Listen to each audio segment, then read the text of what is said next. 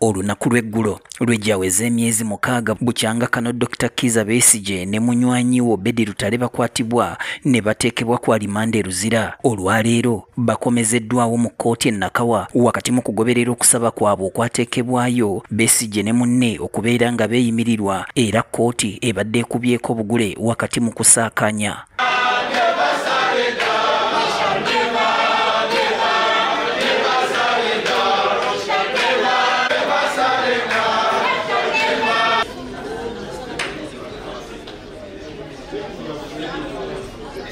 Omusango gutojjedde bannamateeka ababadde bakulembeddwamu Munnakenya Martha Karua, omulamuzi abaddewo abafuuya amawulire agatawoomesezza Nakabululu nti omulamuzi ali mu mitambo gy'omusango guno taliiwo, era bw'atyo n'abawanga ennaku z'omwezi 5 okudda mu kkooti. Mu mbeera eno Lukwago alabiddwako nga yeegayirira omulamuzi abadde mu ntebe waakiri baweebwe wiiki eno bakomewo bawulire okusaba kwabwe nga buteerere.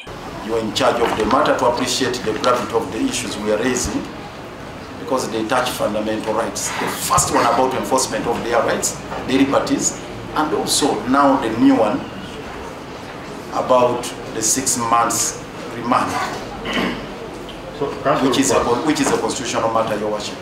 So, yes. I've been given 5th of June and 2nd of June. Request Your Worship if we could be accommodated this week. So I don't know if I can give you any other date whether the Prime Magistrate will sit on that date. Because we have criminal days, we have civil days. That's the challenge we have. Some days are earmarked for civil.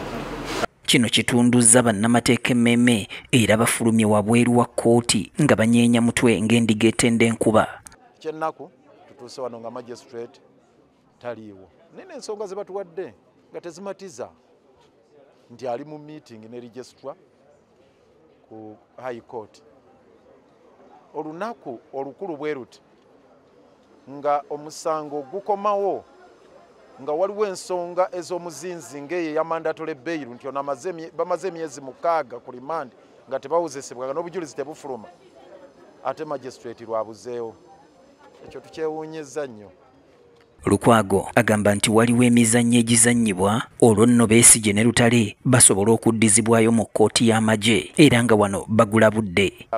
So kitukoze bubi nnyo era kitulaze nti waliwo emizannyo egizannyibwa yadde ko tugiwa ekitiibwa naye waliwo emizannyo ezizannyibwa kubanga olwaleero ffe tuzze tumaliridde nga tubagamba ennaku emyezi 6 giweddeko yadde bali sayitinzaako ka practice guideline naye tulina authorities eziraga nti balina obuyinza kubanga kiri mandatory. Kikulu kya byonna bano kye baagala kye tumanyi Mwami Museveni kyayagala kwe kuza Dr. Kizza Besigye wamu n'Obedi Lutale mu General Court Martial nga bakoze ekiteeka kyabwe kye bakubiridde amangu ne bakomyawo bonna abantu abali mu General Court Martial kooti ne gawa emisango bagizze mu civilian courts bano baagala kubazzaayo.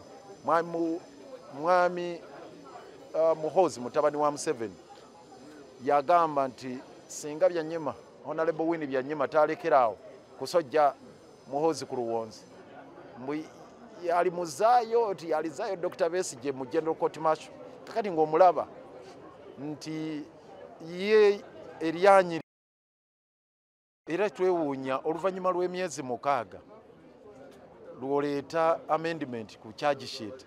Gye buvuddeko Ssaabalamuzi yafulumya etteeka ery'okuluŋŋamya nti abalamuzi abali ku ddaala erya wansi erya magistrate tebagabenga beyiro newankubadde ng'emyezi 6 egy'essalira omuntu gy'alina okumala ku limanda giweddeko. Lukwago kyatakkiriziganya nakyo nti tukomawo olutalo si lwa ng'umi si lwaki naye lwa ssemateeka.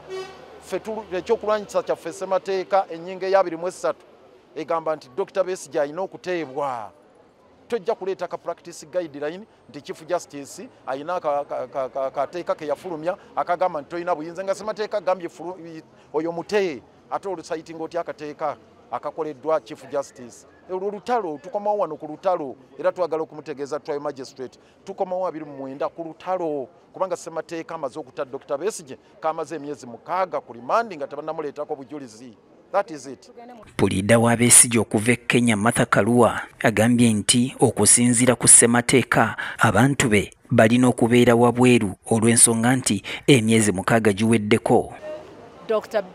Besigye, Obed Lutale have spent 6 months as of yesterday, not even today. Therefore, it is time for the High Court to grant them mandatory bail. Oluvannyuma lwa kkooti okwabuka, Besigye ne Lutale bafunye omwagaanya okuwayaamu n'abantu baabwe wakati mu ssanyu.